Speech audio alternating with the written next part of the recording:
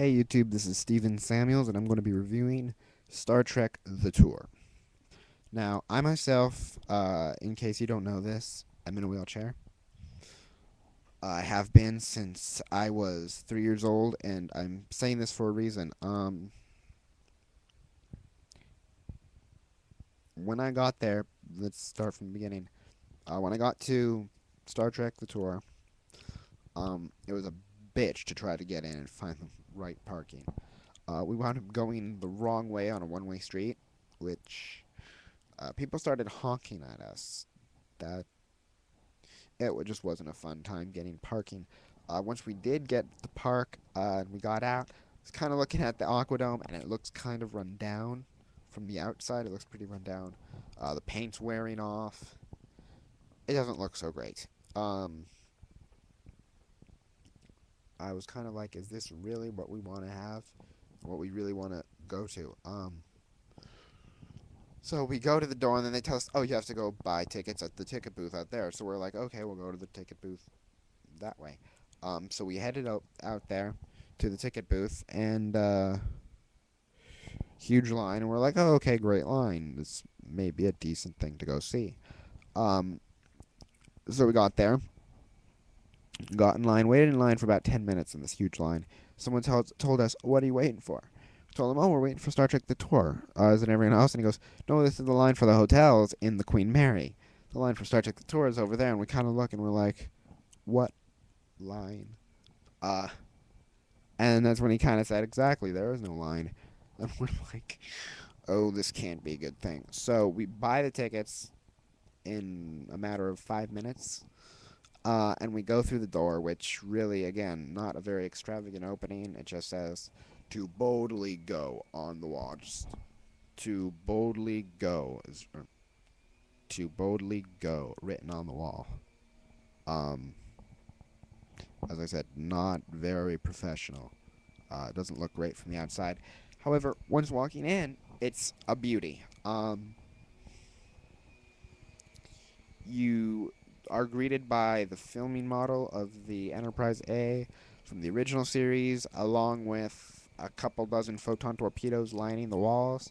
And on your right side, you have a Galaxy-class saucer section. I believe it's the saucer section that was used in the crashing scene in Star Trek Generations. If anyone is familiar with the movie, you'll probably recall when the Enterprise saucer section crash landed onto the planet's surface. Really great scene, not CGI, actually modeled physically and done. So they had that filming model there. Excuse any background noise. The housekeeper, my mom has a housekeeper over right now. From there, we went in and started looking around. I didn't get an autograph, which kind of sucked. I wanted to go get an autograph from Robert Picardo, but my friends wouldn't take me over there. I was a little pissed off. But oh well, that's not the convention's fault. What is their fault, however, is one of the first things we went to do was we went to go on a simulator ride of a shuttlecraft. In the 24th century, I'd expect a lot more respect for the crippled. Seriously. We get there, there's not a single damn ramp in sight. Not a one. So, meanwhile, here we are, sitting there going, how am I getting up this damn ramp? How am I going to do this?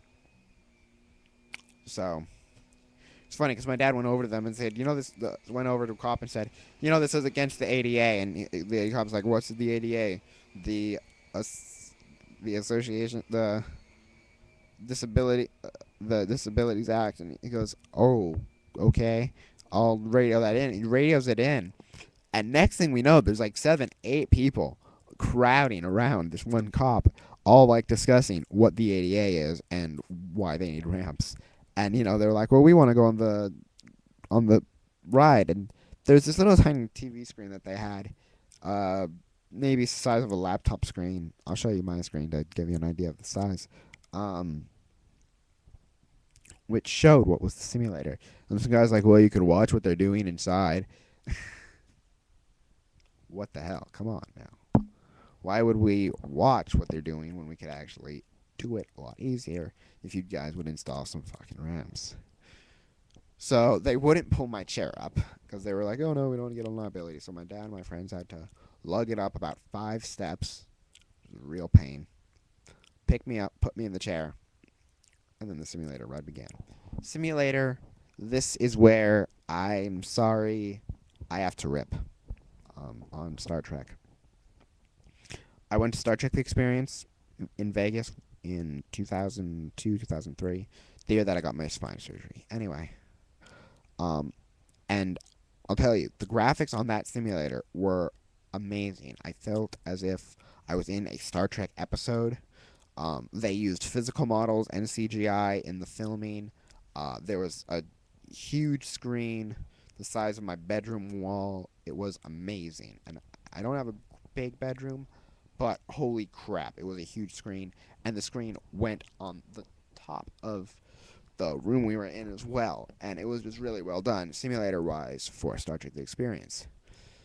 I can understand graphically this was made sometime in the late 90s. Now, here we are in a simulator that was probably worked on in 2007 or 2006, which has much better CGI than they did back in the 90s.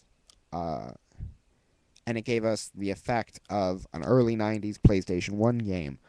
I mean, it was truly that crappy. You could see individual pixels. It was poorly made, and the screen, again, was about the size of my laptop screen. Horribly done. If you guys are, if they're truly trying to reinvent the series, put some fucking money into this goddamn project. Stop giving us crappy stuff, because Star Trek is not a dying thing. At least I hope, because I myself am a major Trekkie. I know other major Trekkies, and we all know that to see it go would be seeing a very large part of American culture die with it. Next on the tour, we saw the Guardian of Forever, which looked fake as hell. However, was the actual thing. They actually had Christmas lights inside. Not joking you. They were Christmas lights. Looks really fake, but on camera it looks amazing. They had a section of engineering. It was mainly 2 walls, 2 very small walls, and the centerpiece that they had in the Galaxy Class Engineering section on the Next Generation series. And the warp core was literally a cardboard stand-up, along with the background and everything that had lights behind it. So it was actually, the lights were showing through. And I'll tell you, on camera, again, it looked real. It looked like it was actually there. To get on the transporter pad in K Corridor, which was amazingly done. Again, stairs. Not friendly for the cripples. That was a bit of an annoyance, more than anything else. What I really didn't like about the transporter was you couldn't keep the video of you getting beamed off the transporter pad. You couldn't buy it. You just did it and watched it on a little screen. You're supposed to remember that for the rest of your fucking life. You're not gonna, people. It's just not gonna happen. So that was a little pathetic. Also, you couldn't walk inside of inside of sick bay or the captain's quarters or any of these things. You couldn't walk inside. You can only look at. But best off, in my opinion, were the 2 replica bridges. They had a replica bridge of Star Trek The Next Generation bridge and of the original series bridge. I sat in Riker's seat. I don't understand how he sat in that. It was a pain in the ass. And I sat in Kirk's seat. That was comfy. Well, I'm seeing I am running out of time here. 42 seconds left.